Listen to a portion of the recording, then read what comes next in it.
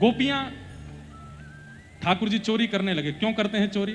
बैठ जाओ माताएं, जगह नहीं, कोई के ऊपर बैठ जाओ, सिर पर बैठ, नहीं वहां नहीं बैठो, माइक गिर जाएगा, नेक्स्ट जगह दे दो, इधर खिसक जाओ, थोड़ा बैठाओ, बैठ जाओ बैठ जाओ।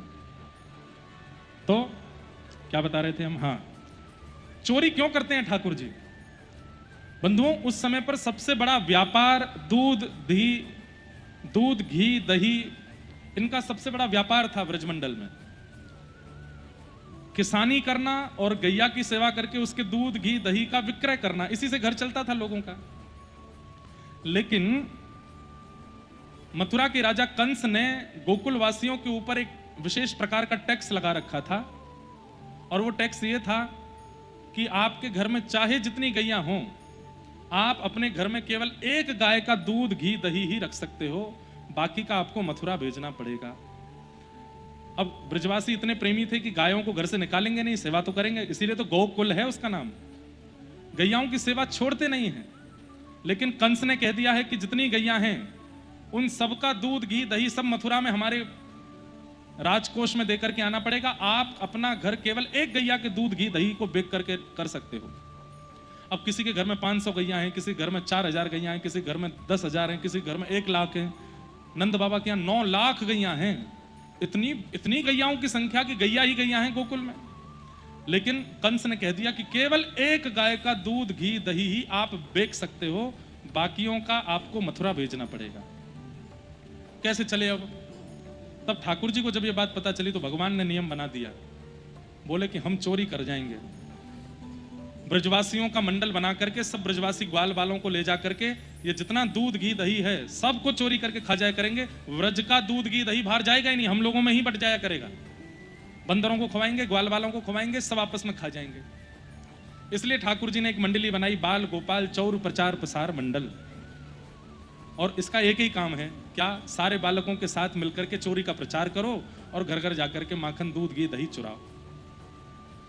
लेकिन पहला अभ्यास ठाकुर जी ने अपने घर में ही किया।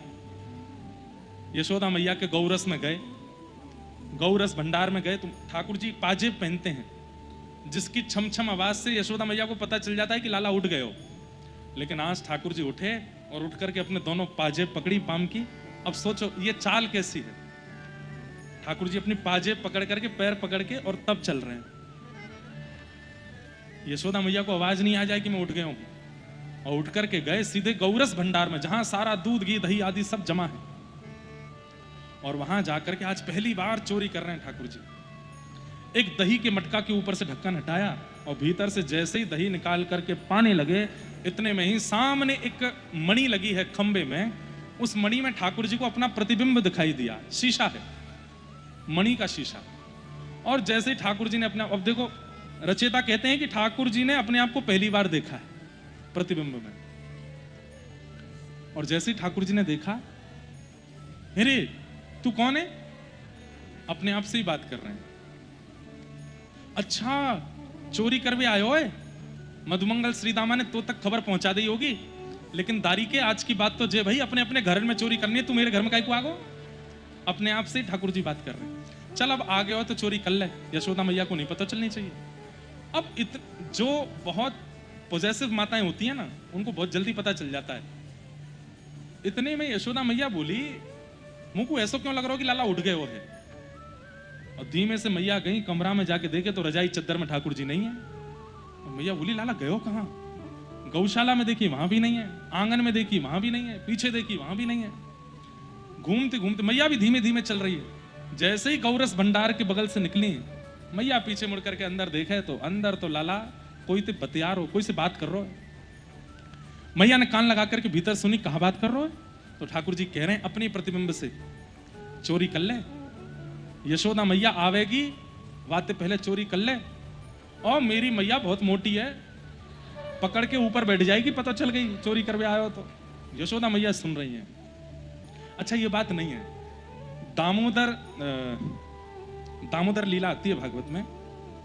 उस लीला में यशोदा मैया की सुंदरता का वर्णन किया है। इतनी सुंदर है यशोदा मैया, पूरी दुनिया ठाकुर जी पर न्योछावर होती है और ठाकुर जी यशोदा मैया पर न्योछावर होते हैं। इतनी सुंदर है यशोदा मैया।